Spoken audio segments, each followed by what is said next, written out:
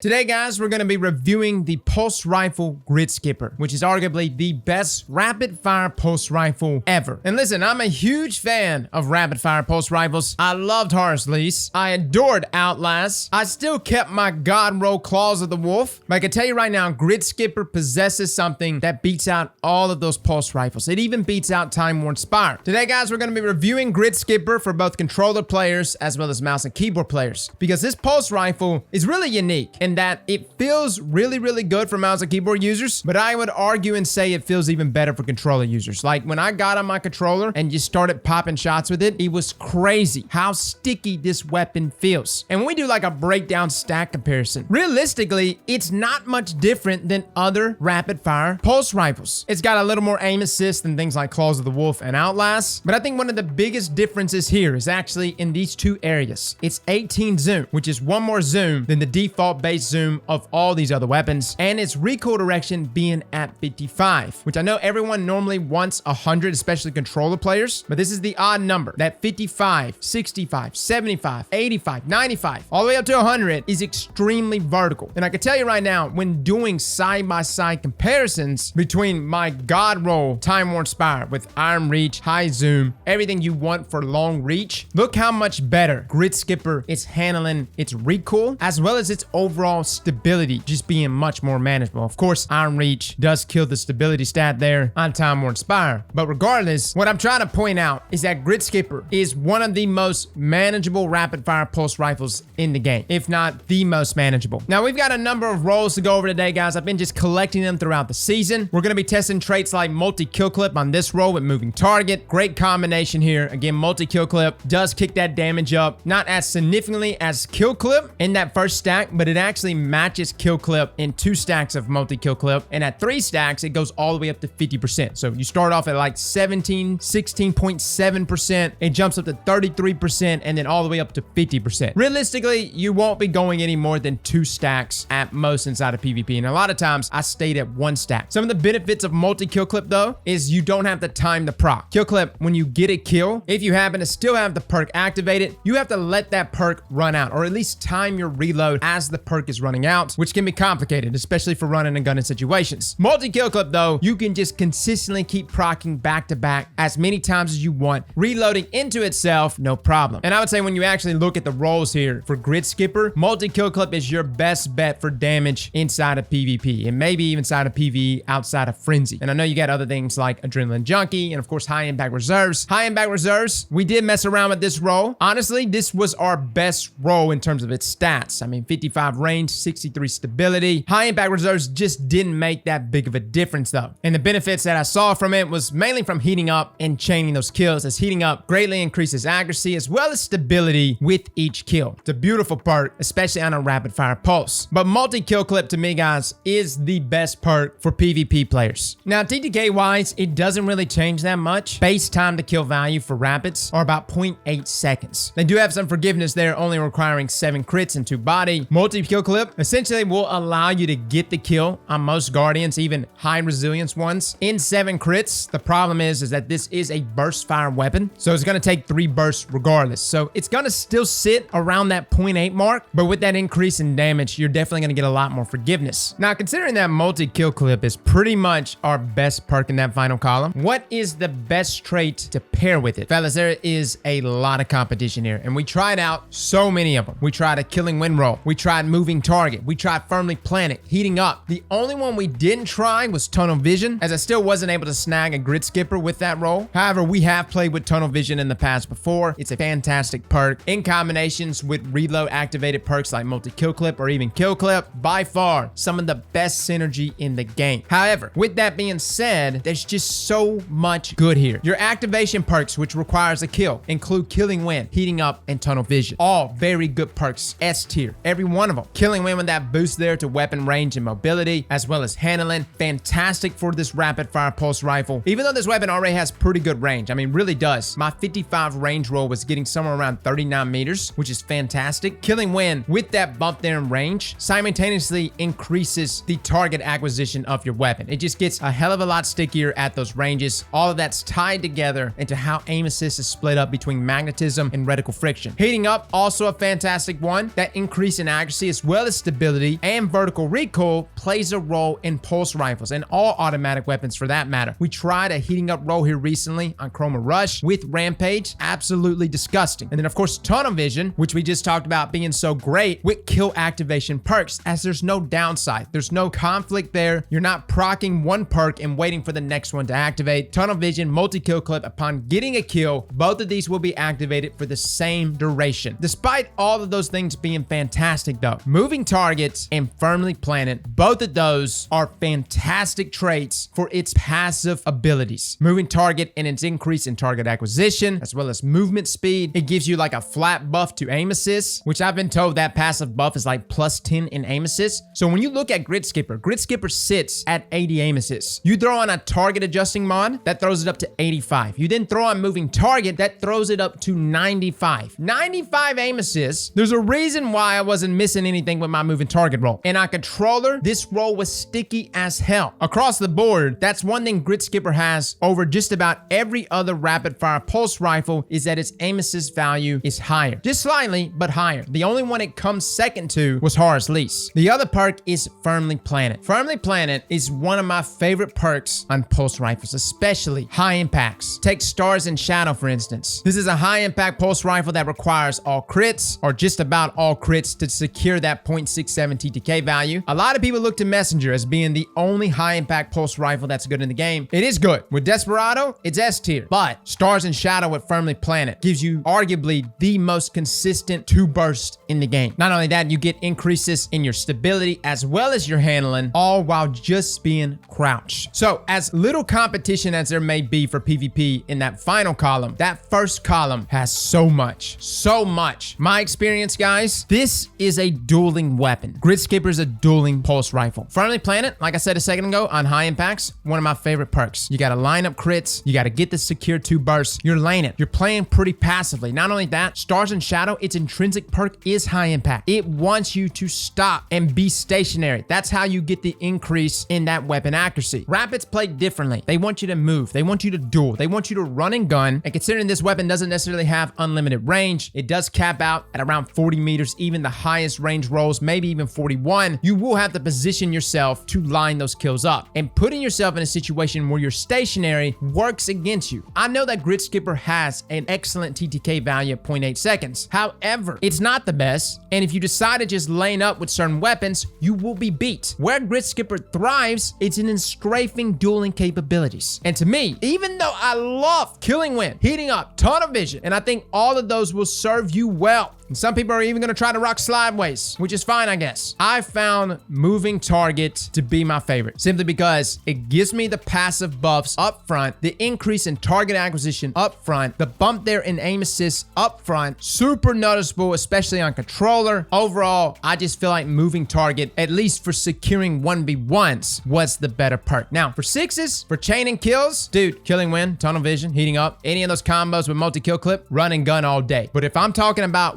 what perk combinations I would want in a 1v1, I like Moving Target. Now, a side-by-side range comparison between Time Worn Spire, because that one's going to be brought up. Time Worn Spire is an interesting one because it comes with scopes. Claws of the Wolf, barrel perks. Outlast, barrel perks. Horus Lease, barrel perks. Time Worn Spire being in the kinetic slot though, it also comes with scopes. It does separate itself by having the ability to manipulate zoom. At 22 zoom and iron reach, Time Worn can reach up to 46 meters, and maybe even beyond that with more range boosting perks. Whereas Gridskipper here at 55 range and its base 18 zoom can reach up to 39 meters and potentially 40 meters, right? Look, I know that Time Worn Spire has more reach, but in terms of overall consistency, Gridskipper beats it by a mile. It's just better, guys. It's just overall more consistent, and you could see it right here in just its recoil patterns, right? How much better it's being managed. And this is no counterbalance mod. You don't want to put a counterbalance mod on Gridskipper. Leave it at its base 55 recoil direction. Time Worn Spire sits at 60. You gotta put a counterbalance mod on that thing. That plus 15 will put it at 75, allowing it to be more vertical. But for Gridskipper, already being at that odd 55 is plenty vertical enough. Not only that, to me, guys, it's just so manageable. This is an extremely manageable rapid fire pulse rifle for both PvE and PvP players. Overall, guys, similar to WaterfallRush, these weapons are phenomenal. Like, this season has knocked it out of the park when it comes to presenting us truly quality weapons. As far as PvE goes, autos. Kind of a swap here. That first column really doesn't have a lot there for PvE outside of maybe slideways to just reload your weapon more. However, if I had to choose any of these, I would probably go heating up Frenzy. Yes, I know Frenzy got a nerf this past season. It's not doing as much damage, but it does substantially buff your reload speed, and there's nothing in that first column helping with that. Someone's gonna ask, can slideways activate multi-kill clip? No. I wish, but no, it does not. Slideways, slide shot, neither one of those will activate multi-kill clip or kill clip. It's a fun dot though. Outside of that though, guys, this is a void-based weapon for PvE players, especially for my warlocks that like to rock Nezarec Sin. This is the pulse rifle for you. And of course, you can time this with Adrenaline Junkie, maybe even do like Nezarec Sin, Adrenaline Junkie, rock something like Top Tree Nova, or even Bottom Tree with Devour, charge some grenades up, get some kills, and stack up that duration damage buff for your pulse rifle. So guys, that is my thoughts on Gridskipper. Fantastic pulse rifle. I love the way it feels. I'm glad that Bungie is presenting us potent weapons in these archetypes that a lot of people don't entertain. Rapid fires are actually worth investing into this season. And what's so crazy is there hasn't even been any sandbox changes to them. Bungie just simply gave us a weapon that is consistent, that is potent, that has good trait combinations, and voila, you've got competition. And who's to say Bungie in the future sandbox doesn't decide to buff rapid fires, whether it is rapid fire pulse rifles or rapid fire autos. Overall, guys, get your hands on these weapons. They feel great. You could target acquire them at the helm with Umbra Ingrams, and you can also do expunge missions each week with corrupted key codes to potentially get a God Roll. So guys, good luck on the grind. Fellas and ladies, thank you all for coming and watching, and as always, Slap that like button like your mama told you right.